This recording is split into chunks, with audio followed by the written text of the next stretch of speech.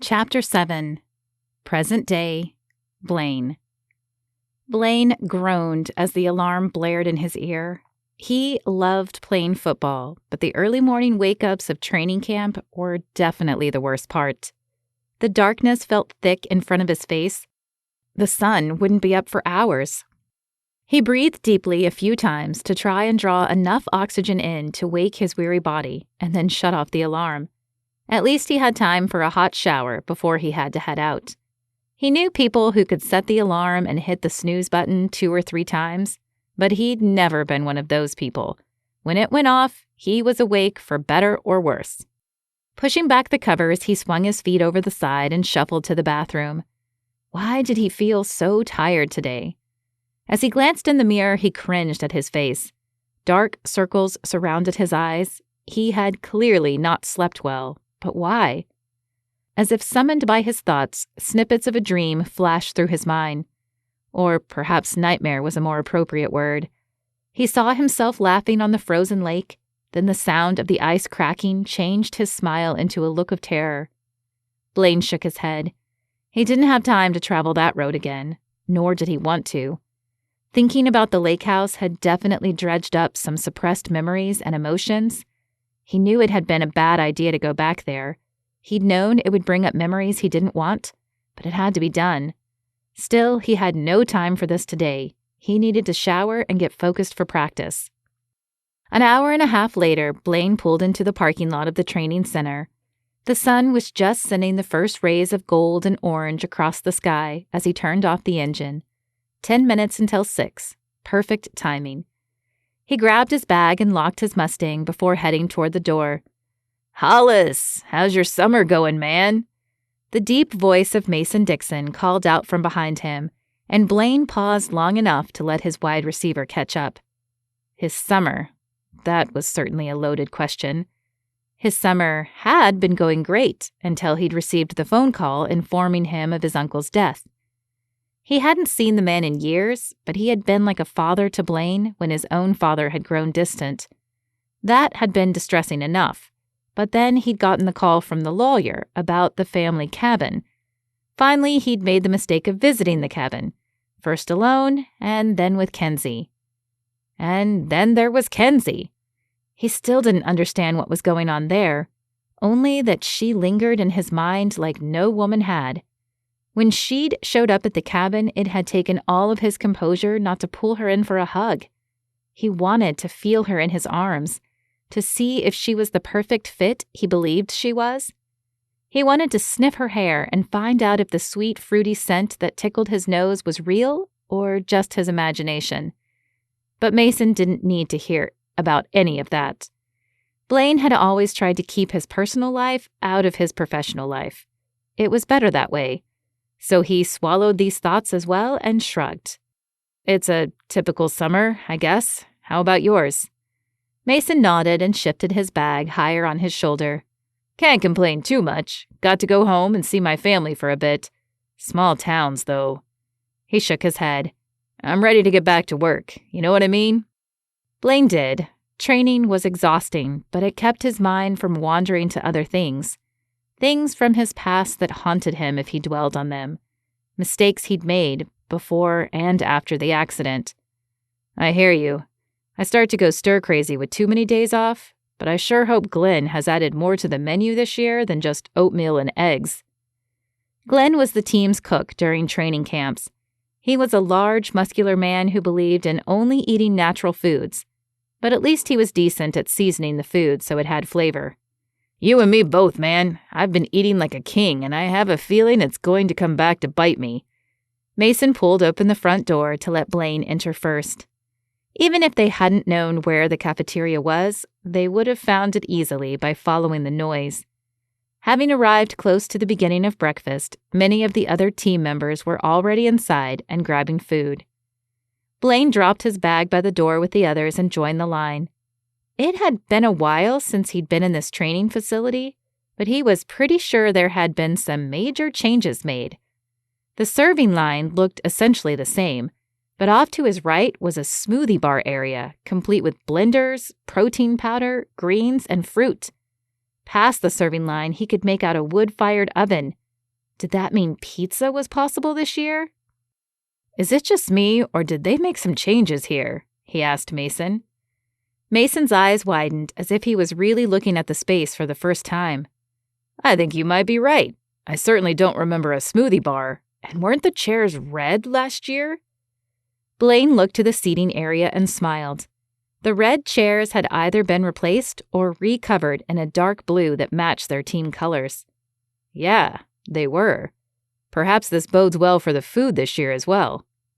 He was not disappointed. His heart lifted as he reached the serving line and spied the myriad of options. There were eggs and oatmeal, but also omelets, steak, and even a fish dish. Evidently, Glenn had stepped up his game, and Blaine wasted no time grabbing the steak and eggs. He hadn't thought he would be able to stomach eggs again, but paired with a steak, he could make it happen. After filling his tray, he found an empty spot at a table and sat down. Mason sat down beside him, and a moment later, Tucker slid in across from him. How's engaged life treating you? Mason asked when Tucker finished praying and raised his head. It's good, but man, there is a lot to do for a wedding. No wonder women plan these things their whole lives. I had no idea the number of things that needed to be done. He shoveled a mouthful of oatmeal into his mouth, made a face, and then swallowed. I have not missed this food. In fact, I'm pretty sure I haven't eaten oatmeal since the championship game, until today. Blaine took a bite of his steak and smiled. Why did you grab oatmeal with all the choices up there? This steak is amazing. Glenn must have been inspired or something. Tucker raised an eyebrow. You didn't hear? Hear what? Glenn left. He eloped with his girlfriend a few months ago, and they moved to California to open up some healthy bistro. There's a new cook now, some classically trained person, and I heard they hired like 5 other chefs to help out. Wow. How had Tucker heard about this before Blaine had? As captain of the team, it was his job to be informed. Of course, a few months ago was about the time he got the news of his uncle and the cabin, so it was possible he had heard and just forgotten, or that the news had gotten lost in the shuffle. Well, I hope they keep whoever this cook is around. I don't think I've eaten this well in a long time, and if there are this many options for breakfast, I can only imagine how good lunch will taste. I'll second that. Mason lifted his glass of orange juice into the air as if making a toast. A silence fell between the 3 men for a moment before Mason steered the conversation back to Tucker's upcoming wedding. So, what are all the things you have to plan for that you didn't know about? Why, you getting hitched soon? Tucker asked with a teasing grin. Mason snorted and rolled his eyes. Doubtful. I just want to be fully prepared just in case. His words were blasé, but Blaine noticed a shift in his eyes. Sadness? Regret? It appeared Mason might have a story he would need to flesh out one of these days as well. Tucker took a drink of his orange juice and shook his head. Man, it's crazy. There are invitations to pick out, and you can't just pick any invitation. It has to match the color palette. I didn't even know what a color palette was until a few weeks ago. Then there's the venue, flowers, cake. As Tucker continued to rattle off all the steps for planning the wedding, Blaine's mind wandered. He'd given up the idea of marriage a long time ago when he'd realized he couldn't be the protector a woman would need. But that didn't mean he never thought about it. He still had memories of when his parents were happy, when smiles and hugs were the normal behaviors instead of the angry voices and bitterness. Before the divorce, before the accident. No. He would not let his mind dwell on that. It was in the past, and it needed to stay there. And he needed to stay sharp, focused. Training camp was hard enough already. He didn't need to be fighting demons along the way. And he didn't need to be obsessing over a woman. A very sweet, beautiful woman. A woman that made him feel like all his history and all his problems were fixable. He didn't need to be thinking about her. And yet his mind kept going back to her. He was a mess, a certified mess. And he still had to earn a paycheck, so he had to get his head in the game and keep it there. Kenzi. Tell me again why you are picking out a dress so early. Isn't the wedding still a few months away? Kenzi enjoyed shopping with her friend, especially since Shelby had taken a rare afternoon off from the center to do it, but she had just gotten engaged. Why was she already shopping for her wedding dress? Shelby stared at her as if she'd just sprouted a third eye or something. There's generally a minimum of 6 months to get a gown.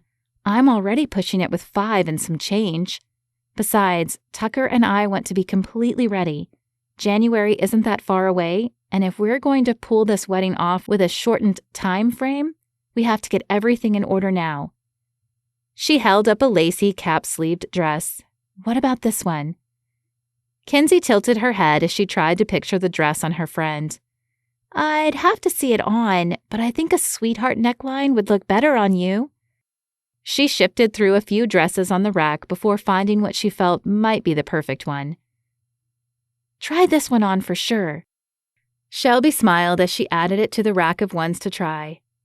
So, are you going to tell me about the meeting with Blaine? Kenzi bit the inside of her lip. What could she say? The meeting had been... Nope, there wasn't just one word for it. It had started off good when he'd opened the door with a smile.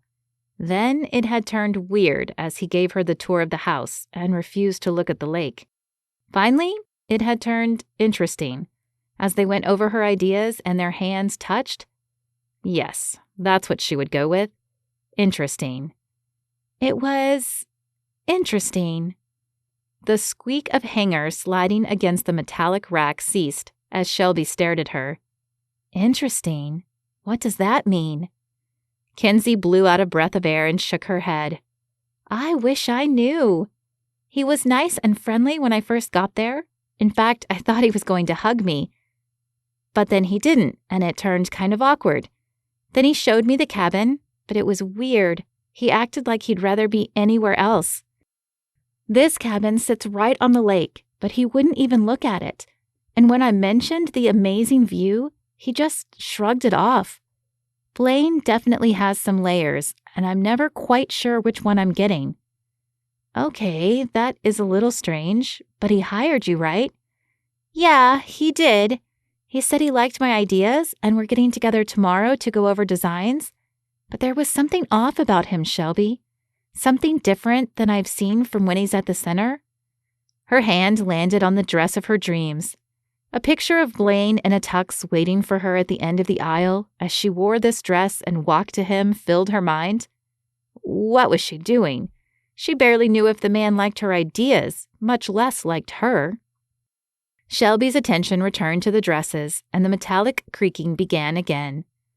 Well, maybe he was uncomfortable with it just being the two of you. Maybe he has feelings for you, but he doesn't know how to tell you, and that's why he acted so odd. Kenzi chuckled and smiled at her friend. Leave it to Shelby to jump to some romantic conclusion. Of course, she was doing the same thing. If only that were the case. She certainly wouldn't mind if Blaine showed a romantic interest in her. But if that was his idea of flirting, she had a lot to teach him. In fact, if that was his idea of flirting, then maybe she could see why women only went out with him a few times. She'd always thought the reason was his choice. But maybe it was just him. What do you think of this one? Shelby held up a beautiful white dress with a sweetheart neckline and iridescent pearls across the bodice. The dress picked up the light and reflected soft arcs of pinks and yellows. It was stunning. Kenzi's smile spread slowly across her face. That might just be the one. You ready to start trying them on? Shelby ran her hand down the white satin again and nodded. I think I'll start with this one. Kenzi sat on the pink heart-shaped chair near the changing area and waited as Shelby changed. She had said she was going to model the last dress they had seen first, but she must have changed her mind because it was not the dress she stepped out in when the door finally opened. This dress was pretty, but the neckline was far too high for Kenzi's tastes. Shelby was more reserved than she was, but this dress reminded her of 18th century wedding dresses instead of today's current fashions. You're right, Shelby agreed as she looked in the full-length 3-sided mirror This is a little stuffy. The next dress she modeled was better, though still not her. Something in the cut just didn't flatter her waist the way it should have. The third dress got closer, but it wasn't until Shelby walked out in the last dress, the one they had liked even on the rack, that Kenzi perked up. Yes, I knew that was the one. Why'd you have to save it for last? Shelby smiled and turned a slow circle like Cinderella, admiring herself before the ball. I just wanted to be sure. I was afraid if I had tried it on first, I wouldn't have wanted to try on the other ones, and then I would wonder if I really had the best dress. Now I know. Kenzi rolled her eyes and shook her head, but she knew her friend was right. Shelby wasn't always decisive about clothes anyway, and her wedding dress was not something she wanted to waffle on. Well, I'm glad you found it. Tucker will be swept off his feet, as will Blaine when he sees your ideas. Shelby's lips pulled into a teasing smile. Now, when are you seeing him again? Tomorrow, after his practice.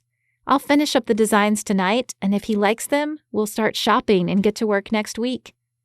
He'll like them because you're an amazing designer. Shelby stepped off the raised platform and linked her arm through Kenzi's. Now, how about we find you your dress?